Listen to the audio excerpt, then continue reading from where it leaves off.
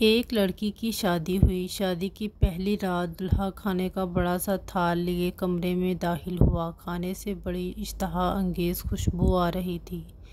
کہنے لگا، آؤ کھانا کھاتے ہیں۔ بیوی بولی، میں نے دیکھا ہے تمہاری والدہ نے بھی کھانا نہیں کھایا، ان کو بھی بلا لو، پھر مل کر کھاتے ہیں۔ شوہر نے کہا، وہ سو گئی ہوں گی، انہیں چھوڑو، ہم دونوں کھاتے ہیں۔ بیوی اصرار کرتی رہی، پر وہ اسی بات پر مصر رہا کہ امی کو رہنے دو۔ جب بیوی نے شوہر کا یہ رویہ دیکھا تو اسی وقت طلاق کا مطالبہ کر دیا۔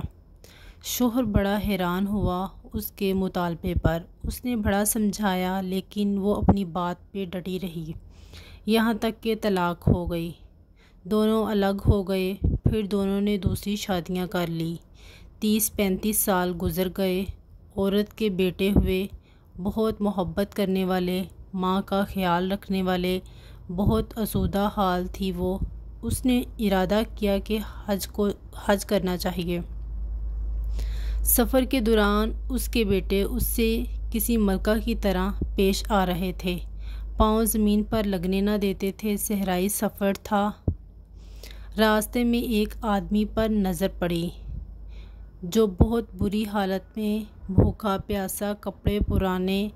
اس عورت نے بیٹوں سے کہا، جاؤ دیکھو کون مسافر ہے، اسے اٹھاؤ، ہاتھ منہ دھلا کر کھانا کھلاؤ، پانی پلاؤ۔ چنانچہ بیٹے گئے، ماں نے جیسے کہا تھا ویسے کیا۔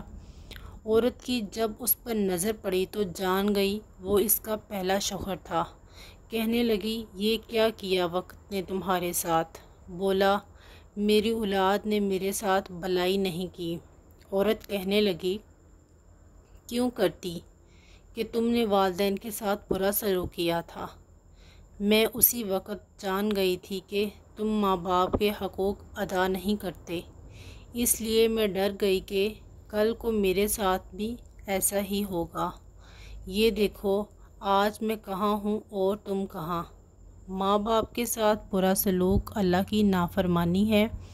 اگر اپنا بڑھاپا ہم شاندار گزارنا چاہتے ہیں تو والدین کے ساتھ شاندار سلوک کیجیے، کیونکہ یہ ایسا عمل ہے کہ جس کا بدلہ دنیا میں ہی دے دیا جاتا ہے، خواہ اچھا ہو یا برا۔